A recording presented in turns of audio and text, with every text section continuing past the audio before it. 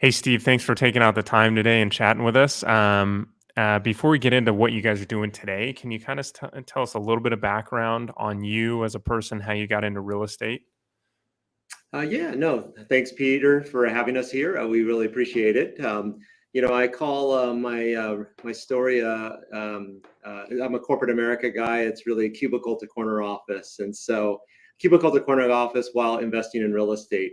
And one of the things I started off as a W-2 wage earner, a corporate employee, as an underwriter for a health plan. And from there, I realized that I couldn't sit still. Do you want me to start over, or? Oh, No, I you're saw good. a big flash just popped on my screen. So Oh, okay. Oh, there okay. you It's go. just a recording now. Um, let me just get back into my story here, right? Because I think you have editors kind of coming in. Yeah. Um, so I call my story cubicle to corner office. And basically, I started as an underwriter at the health plan on the financial side out of college. Realized that I can't sit still too long. And so moved into a business development role. And that was probably the best thing for a person like myself. So had a technical background as well as a sales background and worked for a company called MetLife on the institutional sales side, and being pretty versed on both the financial and the sales side, end up being one of their top salespeople for quite some time while I was in that role. And then with that, for sales folks, they tend to move you one direction or another. You either stay as a sales professional, or you move into incoming call. Sorry. Incoming call. My apologies. Incoming call. You're good. Let me. Yeah, it's terrible. I You're good. usually never have this other speaker on, so sorry about that. My thing was off, but I had it on Bluetooth. My apologies. I can You're, start over if you want to, if that'd be cleaner, because I know we had to break at the beginning, or how, yeah. Yeah. Go ahead. Just why, start. why, why we'll cut it and start from the beginning again, Yeah. because my complete apologies. That usually I'm turning all that off. No, you're I had good. a Bluetooth speaker on, so we'll start fresh. Well, you can start fresh. How's that? Because I had a big blink on their screen, and I'm happy to go through it so that you don't have to do as much editing. Yeah, that's perfect. Okay. Hey, Steve, thanks so much for taking out the time today and chatting with us. Can you tell us a little bit about yourself first before we jump into real estate, what you guys are doing today in your company, and tell us how you got into real estate before you kind of moved into the sector that you are now? Yeah.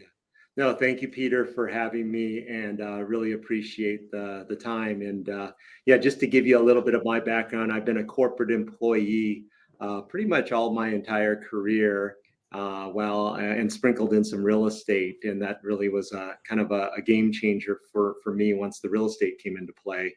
Uh, just by way of background, I was a corporate employee, worked as an underwriter for a health plan.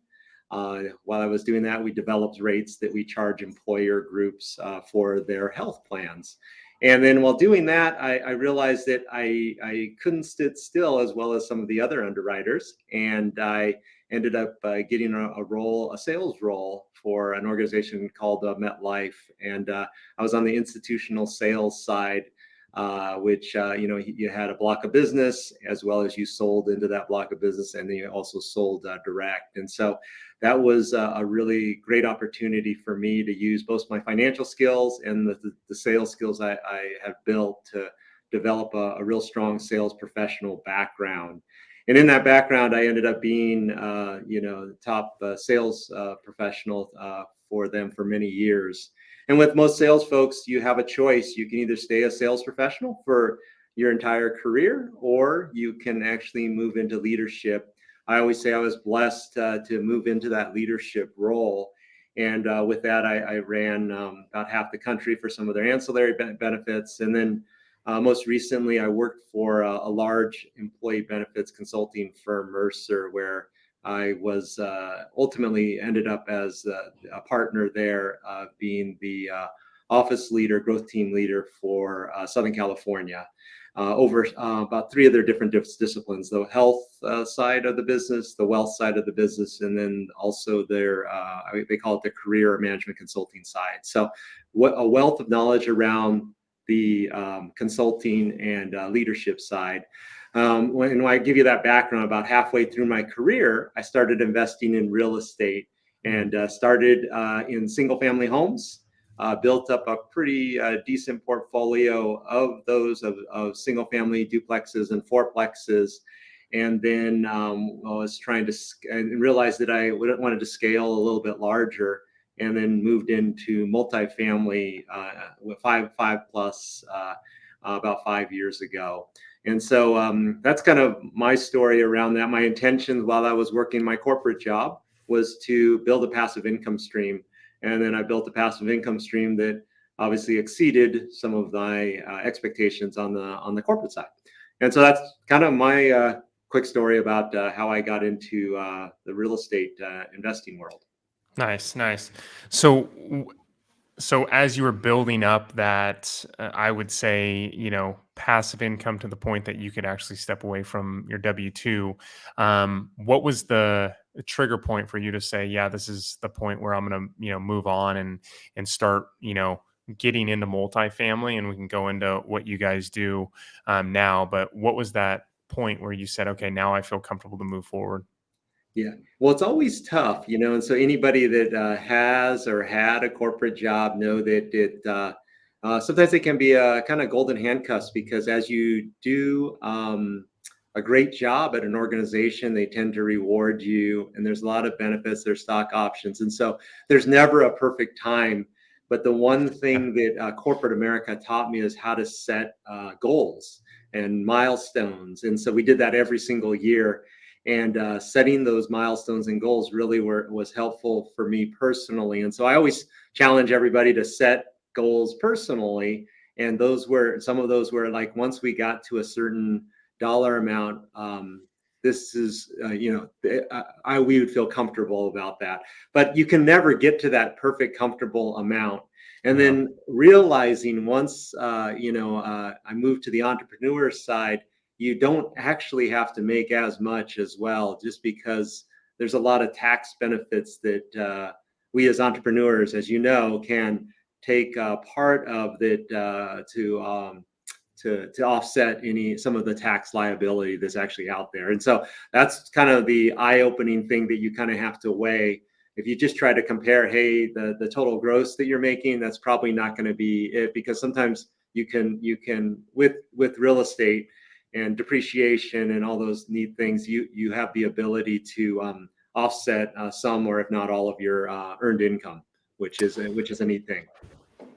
Yeah, I think it's well, like you said, golden handcuffs. I think it's the position where especially if you've been there 5, 6, 10 years, 12 years, sometimes I've heard people 15, 16 years, you get into a position where you rely on it. And even if you are, let's say you're making 5,000, net at that, and then also have that income of 5,000 on passive income, or built up, revenue on your business, you still have that. Should I jump? Kind of like standing at the edge of that diving board. Should I go? You know what I mean? And sometimes people never do it. And I think too, a lot of push for people is, the ultimate regret of looking back and saying, yeah, I never, took that stab at what I wanted to do. You know what I mean? Yeah. Well, it's also finding the right partners, and so I always say it's a team sport out there. One thing that I learned a lot from corporate as well is you have to play in a team, and so real estate, at least the multifamily arena that we play in, is very much a team sport. You really cannot do it by yourself. You have to have multiple different folks helping and relationships out there, and so I was able to, while I was doing my corporate job, partner with some key individuals who are now my partners now, to help along the process to make it a little bit easier to kind of step aside from my corporate gig. Yeah. Yeah. I think, Yeah, when you're in that situation, and I think once you find that partnership, or that venture that's gonna give you the confidence to really step off, or and that's what that helps you, even if it isn't. Maybe it's a mentor from afar that really builds you up and puts you into a better place. At the end of the day, when you go from point A to point B in changing career paths, you got to have some type of backing or some type of support. I would say doesn't matter if it's a huge number each month that you're already getting passively or actively outside of that current employment, or if it's a little small number, but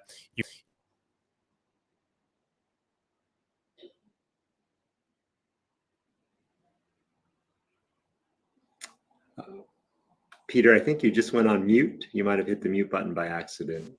There we go. Yeah.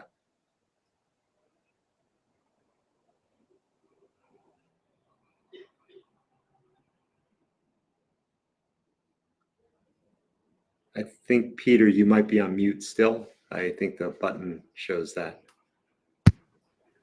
okay, Oh, there we go. Yeah. there Okay. we go. Okay, sorry about that. Go ahead. Oh, I didn't hear the question, or I didn't hear anything because it was on mute for the last probably 10 seconds. Oh, okay. Yeah. So I was just saying, yeah, I think building up that person or brand outside of the corporate job is going to put you into a better sector for you to jump off, Oh, just like you no, said. absolutely. And I think one of the key things that I found as well, which I learned from corporate too, is to find a mentor. And so I found multiple mentors on the real estate side that really helped change kind of my mindset and my thought process, right? So a lot of times we're told that we need to do things one way all the time, and go to school, get a good job, get good grades, get a good job, stay at that job, invest in your 401k, and that's the only path. And the nice thing about real estate, it kind of opens up the doors, and there's multiple different paths. As we know, there's multiple different asset classes, and I happen to focus all in single family homes outside of California, and then moved over to multifamily apartment complexes. And so I think it's everybody has kind of a different niche, and I was able to find some really good mentors and to help me move into that next level, at least in terms of an investing standpoint. Yeah, for sure. So I would say, from there, how were you able to make that transition from single family and small multifamily to the bigger properties? You know what? One of the things was networking, and so the first thing I usually don't go to meetups, and there happened to be a real estate meetup right by my house, and most of the people were all single family home individuals, and there happened to be one individual there that was also that, but he also said you should actually go to this seminar. It's on multifamily. And I didn't know it. It happened to be in Texas. And so, long story short, I flew out there. He didn't actually go with me. I went by myself, and went to the seminar and saw the opportunity to create appreciation on the multifamily side. It's something that you can't do the same way on a single family. And so, what I mean by that is everything 5 units and above is based on valuation of the property, versus single family typically tends to be on comps. So, Mhm. if you had, call it $1 million house, and you put $1 million into it, it's not going to be worth $2 million on the single family side. It's going to be worth whatever it's comped at typically. There are some exceptions, but however, on the multifamily side, it's all based on, I would say appreciation, forced appreciation. So if you have two apartments, as you know, that are right next to each other, one average rent is $500, the other average rent is $1,000. The value of the one that's right next door, even though they're the exact same size, is essentially worth double the amount. And so Yeah. we look for properties that were kind of our thesis is class B and class C properties, 1980, 1990 builds, where there's the opportunity to improve the value of the property by making it a better place for residents to stay.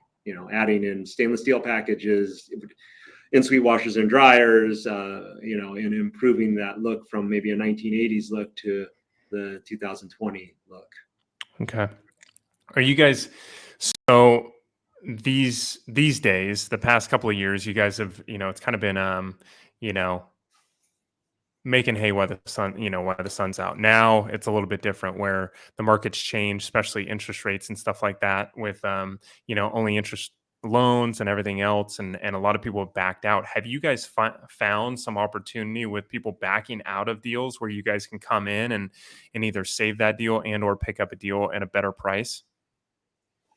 Um, well, let me just take it back a couple steps of how the market was.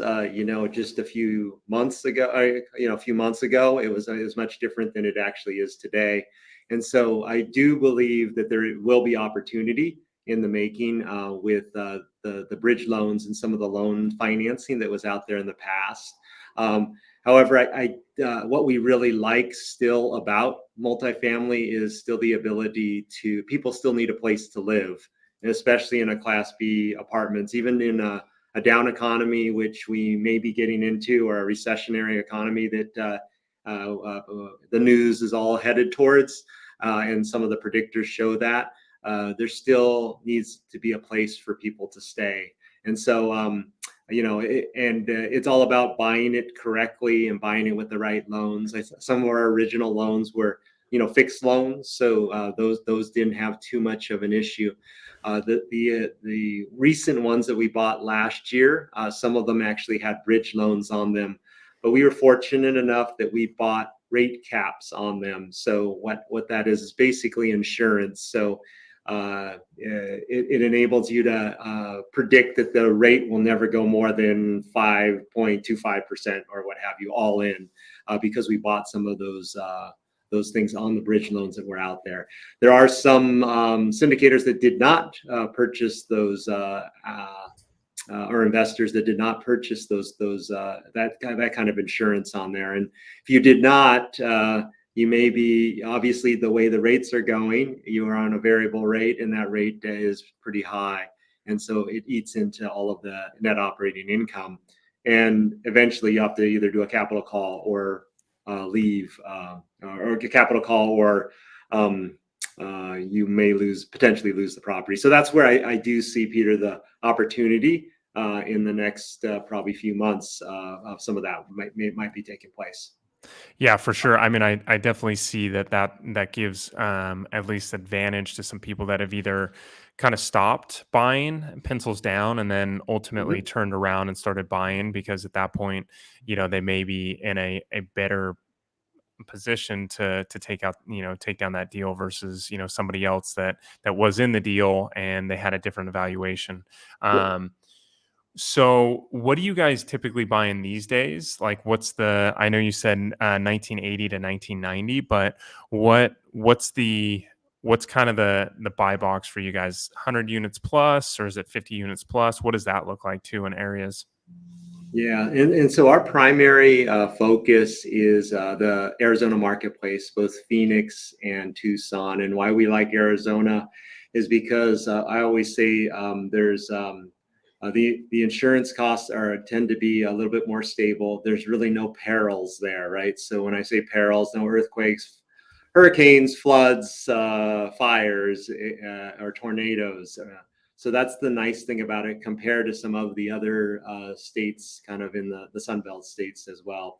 And our focus again is finding a property, kind of a Class B, 1990s, 1980s, where the maybe the rent is close to 750, 500 to 750, where we have the opportunity to move that to maybe $1,500 by doing improvements to the property. And making it a better place for the residents to stay.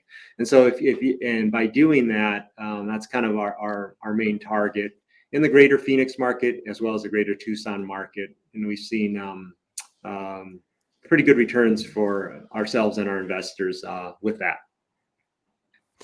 Yeah. I mean, I think, well, for a while, Phoenix has been, Arizona as a whole has been pretty hot. But as you guys moved into that, probably saw that for quite some time. When when you're working with another operator or a partner to be an operator, what are the things and attributes you look for? As, let's say I'm an investor and I'm going to invest, what are those attributes that you're looking for to make sure that you're going with someone that's going to actually perform and or buy a property that's going to be a good long-term property? No, it's a great question, and so there's multiple different offerings that are out there that probably your listeners are probably aware of, or may or may not be aware of. And so there's 506B offering and 506C offerings, Regulation D. And so we offer 506C, where everybody has to be an accredited investor. And the definition of that is you have to have a net worth of over $1 million, or your income has to be over 200,000 if you're single, 300 if you're combined income. And so we really try to target that audience when we're going out on some of our offerings. And what that does, it ensures it gives us a better predictor that person, it's not the person's last 25,000 or $50,000 that they're going to be investing. And then for us, we have a whole investor relations team that we ensure that we've had some dialogue. We track that dialogue and ensure that their needs are going to be met by this investment as well. And so I think it's on both sides. As a passive investor, which I'm in multiple passive investors, that's how I ended up getting out of my corporate corporate gig. But you have to really investigate and ensure that operator knows what they're doing. And some of those things, I've been a general partner on some where the deals didn't go as well, and you really have to. It goes about partnership, Peter. It's like how well does the partnership group that you're investing in know each other? Did they just come together, or have they been together for quite some time? And then look at their track record. I'd always encourage people to look at that. And then if I'm investing in any opportunity, do some due diligence on them. It's pretty easy. You can Google all their names. Just like for myself, I was securities licensed prior to leaving my corporate job. And so Yeah. you can look me up. Everything is public information. And so there's a lot of good tools that you can look people up and give them to give them some confidence to invest. And then ensure, you can always run them by some of your financial individuals. And that's what we always do, or somebody else that has done it before. Yeah. And always go by referrals. I think there's some good referrals out there. Hey, but you never know. Nobody ever bats 1,000 either. So sometimes Yeah. there's, always ask the questions. Tell me a little bit about what your successes, and tell me some of the things that maybe didn't go as well. And I'm a full believer in full transparency on everything that we've done. So. Yeah, that's huge. I mean, I think, especially these days with the market change and everything else and the adjustment, we're in a scenario where transparency is key, and then also reputation. Because I just heard the other day from a friend that he was involved in they were doing a syndication. He brought some people along to do it, family and friends, and ultimately they had some issues with the property being burned down, and they're not going to be able to get the capital to fix the property up. So they're kind of just letting it, fall apart, which is unfortunate. And they've had it for a year or two, and so that individual has to go back to the family and friends and say, "Yeah, we're not going to be able to cut you a check at all." So being able to make sure that those people are, for one, well capitalized, and two, you're in a scenario where that person is fairly seasoned and they know their frontwards and backwards on the numbers, and also the Mhm. property type is huge. Yeah. Well, and that's a great point. Anytime you make an investment, well, I always remind people it's an investment. That investment, in general, if we were doing all the right things, should go in the right direction. But there's a lot of factors out there that could take it take it to zero. And so you always have to let the investor know that this is truly an investment. Well, is that going to be guaranteed? Nothing is ever guaranteed, Yeah. whether it be the stock market, be Bitcoin, be real estate. It's just the nice thing I like about real estate, why I got into it, is because it's still an asset that typically, if you do all the right things, and maybe if they had the right insurance, they potentially could have that covered, across the board. But there's a lot of circumstances that do come up. Absolutely. Yeah, yeah, and it's unfortunate at times. Some people, especially when the market's good, they get into something that they may not know. But in those weathered times, you get really got to make sure you're sticking with someone that has a solid reputation and foundation on what's going on.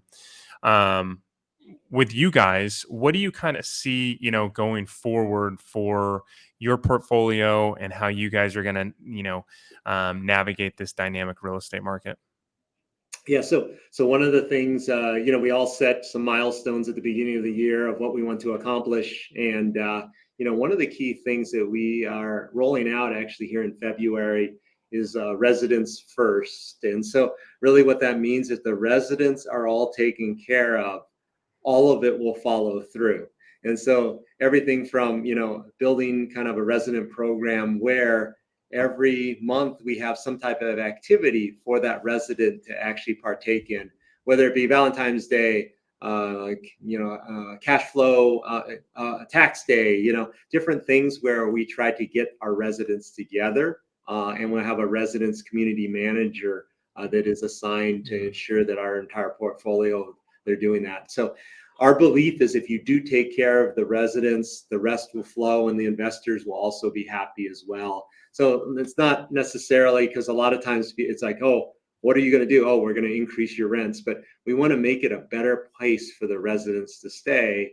And in some cases, it does, in a lot of cases, it does increase the rents, but they Hmm. see the value of what we're putting in, albeit, new equipment, new stainless steel package, washers and dryers, those types of things, covered parking, especially Yeah. in the Phoenix area. So just adding all that for the residents, which then will help with the investors as they move forward.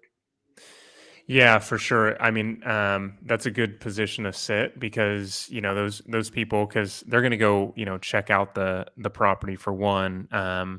The some people that are investing, especially a lot of money, they may drive by it at least, Mhm. and depending on what geographical location they're in, they'll try to make a trip out there just to drive by it to take a look to see if it's a good product. I know I've done that, and two, it's it holds value with treating those residents as people that are going to value the property more and ultimately put that property in a better condition than maybe if someone was not really treating the common areas good, Mhm. as an owner and stuff like that. So yeah, that's a huge strategy, especially these days. So for you guys, outside of doing that, what do you guys are you guys penciling out, numbers on next property? And what does that type of, property look like? Yeah. So so I guess, yeah, just to finish up on that, we are ensuring that our current existing properties are all running at that level, and then moving forward on some of the other properties we have the one of my partners actually lives in the Arizona market. He lives in Phoenix and oversees all our acquisitions. And so the nice thing about it, he's boots on the ground. We typically like to get most of our deals off market with the brokers that are there, and that's where we've had a lot of the successes that really benefit not only us but the investors as well.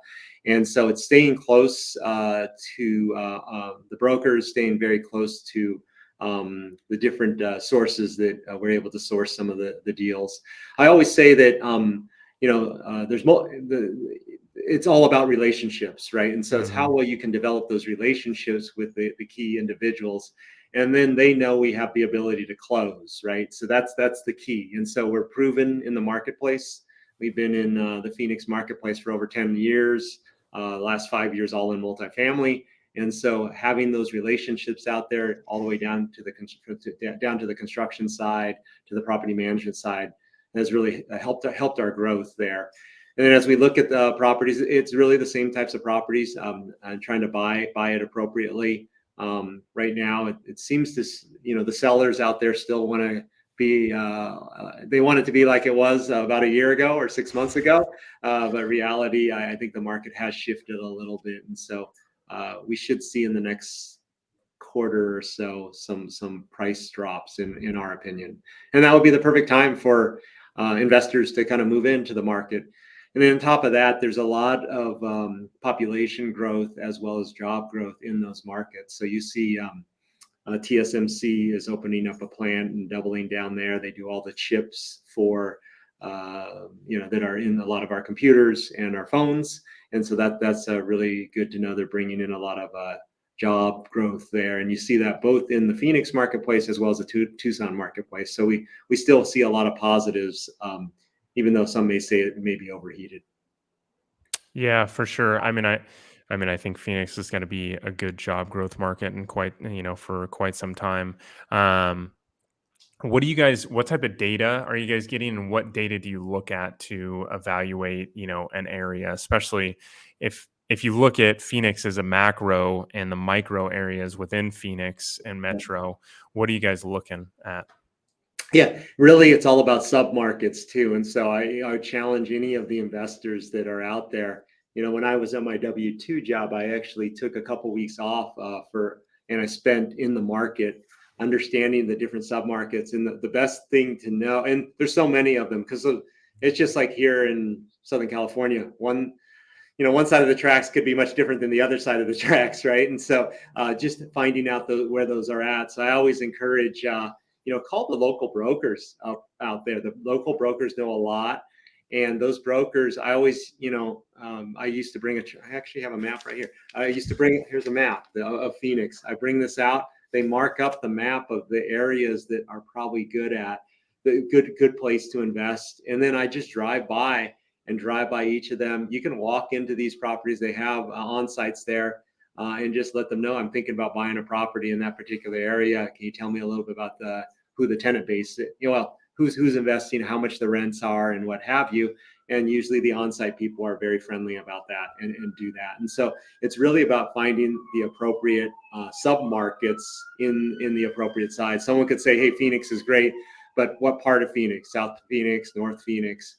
And so Yeah. where there is job opportunities, and some places we invested, they were not as they had I'd say the runway where things were getting much better.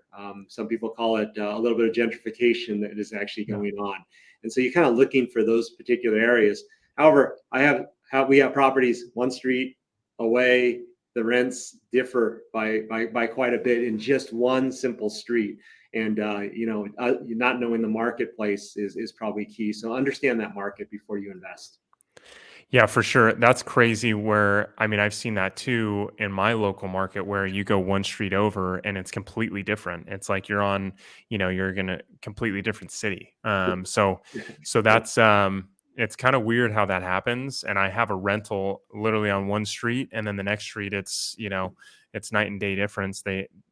Different builder, different way they pave the street, different way like the trees are and stuff like that really changes, which is crazy. And that's why, ringing the bell of knowing the area, or at least having boots on the ground, is very, very important, because if you don't have that, you could be just like a Zillow or just like a, Open Door, where they were buying all these properties and they got, caught red-handed in the sense that the market changed, and they didn't have the capital, or they bought the property at the different, price points, that because they didn't know the area.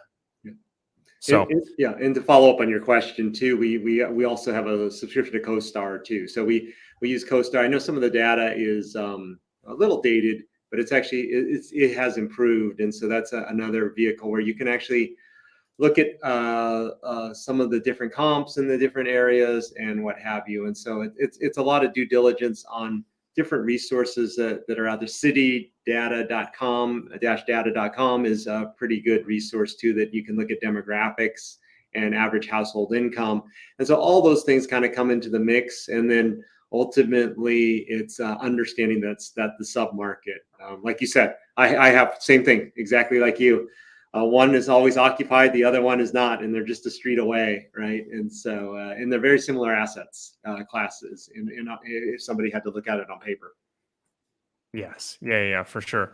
Yeah, I mean, and I'm sure, Phoenix is a good, example of that just because like you said, gentrification of, the streets and or, the communities in the area have really changed over the past, I would say 3 years, but also the last 10 years because of all the job growth that we've had, and they Mhm. have to, facilitate that by infrastructure and everything else in those cities, right?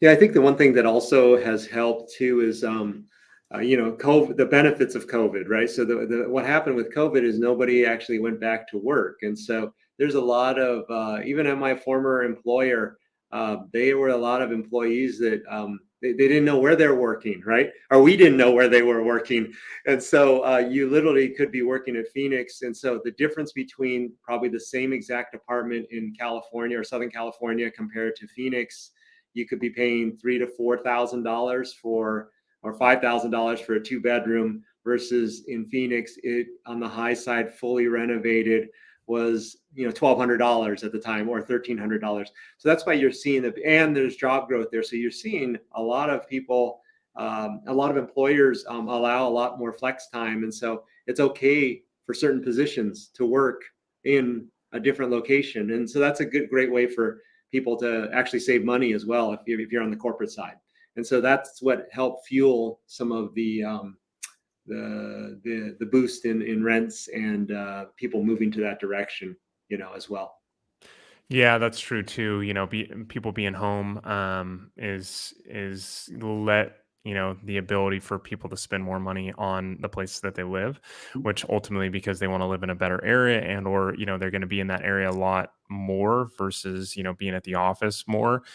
So it's going to push them to spend more money, right? And I think that that's going to add value, significantly even over the years in property value. It doesn't matter if you're in California all the way into the Midwest. So you'll see that too. Yeah, no, absolutely. So let's transition a little bit with you guys being, your headquarters in Orange County, but you have partners that are in your market that you're buying. What's one thing that you guys use as a good tool, online resource that you guys use to make yourselves more efficient? So one of the key things is, it's a great question. One of the key things is processes and systems. And so process and systems are key for to be successful. And so one of the key things is we have an investor portal, and that investor portal houses all of our investors and keeps track of everything within the investment, and the investor can actually log on to that as well. And so I think that's something that is probably necessary. In the past, people have used spreadsheets, Excel spreadsheets and things to track that. But with investors, you want to make sure that their social security numbers, everything is secure. The nice thing about a investor portal, you can put everything in there, from their K1s to their monthly distributions to updates around the newsletter. So kind of a single source for the investor to go to. And I think that's a key thing. All the opportunities that we have are in there as well. So if somebody wanted to get on to that, they could just go right onto the portal and they can see all the future opportunities that we have, as well as the existing ones that are currently in their block of business too. So, excuse me, in our block of business. So that's probably one of the key things that I think is super helpful for our investor base. Yeah, I mean, that's huge. Being able to provide that is, gives going back to lending confidence and lending a reputation to, your investors. That's huge to be able to provide that value. 100%. I think, uh, I think now with the market changing and how people need to stick out, those types of things will put you at the top of the echelon for people coming to invest with you and or, building those relationships and partnerships, right? No, absolutely, absolutely. And then the other thing we have too is, we also own a CPA firm as well. And the Oh yeah. CPA, yeah, the CPA firm is all real estate centric. So it's businesses and real estate centric. And so there's a lot. They always say it's not how much you make, it's how much you keep. Right. And so there's so many different tax code laws that are out there that really allow real estate professionals and real estate investors to flourish in a lot of different ways. So I think that's another angle that we can, in some ways, be full service to our investor, as well as them being a potential client on the CPA side too. So I think that's a real game changer, especially on the syndication side of the business that we're on. Yeah, I mean, knowing those ins and outs really help you. Kind of going back to your initial question or your initial conversation about changing from W-2 to entrepreneur. There's a lot of tax savings there. It's a lot of tax savings just in property in general, and syndication. So, you guys having that extra knowledge and key piece is huge for you guys. So those things for you going forward just puts more feathers in the cap to make sure that those investors know that you guys are, really looking for their best interest, right? Yeah. So see, and I can give you a quick example on that. And just, so a lot of the times, so what happens is our investors, if they invest, let's just use that. Hey, if someone decides to invest $100,000 with us, last year on a good majority of our deals, we were able to give a K1 that was minus $100,000 and 100%. And so it's understanding that you have to do a cost segregation on the property, and understanding the rules of depreciation and where all of those things fall. And last year was the last year where it's at 100%. You can use 100%. There's 100% bonus depreciation. And so Hmm. there's some real powerful tools by doing a cost segregation, by aligning the classes up appropriately in terms of the investment. You potentially could align it so some of the investors do get, so the investor would get 100% bonus depreciation or 100% loss on their K1, which, as we talked about earlier, an entrepreneur or somebody that's a real estate professional can really take advantage of that negative K1 that they're receiving. And so just education is always the Hmm. key. We're a big believer on education. That's how I kind of learned a lot. My background on multifamily was through being educated, taking the time, and then really doubling down on taxes too. I am a finance major, but understand how they work in your particular situation. Your situation might be a little bit different than mine, and so what I just gave is a generality. I would say definitely check with your CPA or financial professional as Yeah. just a little caveat there. But we've seen that a lot of our investors and clients have been able to take advantage of that. Yeah, for sure. Perfect. What would you say is a book that you've read, over the course of your real estate career that's really helped you out? Yeah, so I'm just looking at my big stack of books here. Um, there's a couple of them that are instrumental in that, and a lot of them have the same one. It's the Purple Book. It's Rich Dad Poor Dad, and so Yeah. Rich Dad Poor Dad was while I was doing my corporate job, that was an eye-opening experience. Wow, how do I get to the right-hand side of the quadrant as well, which is that other the cash flow quadrant as well. But I would say Rich Dad Poor Dad actually was a mindset shift for me. Wow, there's an opportunity, especially as I was a salesperson making quite a bit of, pretty substantial income, but I wasn't taking home all of that income. Yeah. And if you read that, investing in real estate, there's some great tax advantages that everybody can take advantage of, and Hmm. we were able to apply that to some of our personal stuff, which was kind of the game changer. So I would say Rich Dad Poor Dad with Richard Kiyosaki was instrumental in helping me change my mindset and move it to that next level, and helping me really move from W-2 to entrepreneur. And so can't thank them enough. I actually went to a conference of his and got a nice picture here too as well. Really? Nice, nice. Yeah. Yeah, that I mean, I think over and over, I mean, obviously that's on the chart of bestsellers across the world, because it's, ultimately translated in so many different languages. So many people have benefited from that book. So I think so many people just really rely on that book to use that almost as their Bible in real estate to make sure that they go from, kind of like you said, that employee to just the investor model is huge for them. Yeah. Yeah. Well, Steve, so where can people find out about you and your company? I know you guys are here based, locally to us for Orange County, but Venture Street Capital, or Ventures, pardon me, Vertical Street Ventures. Where can people find out more about you guys? Yeah, you can always go to our website, verticalstreetventures.com. You can also, if you ever want to book some time with myself or any of our investor relations team, you can just book a meeting with us directly on our website. We also have an academy where we teach people how to invest in multifamily as well.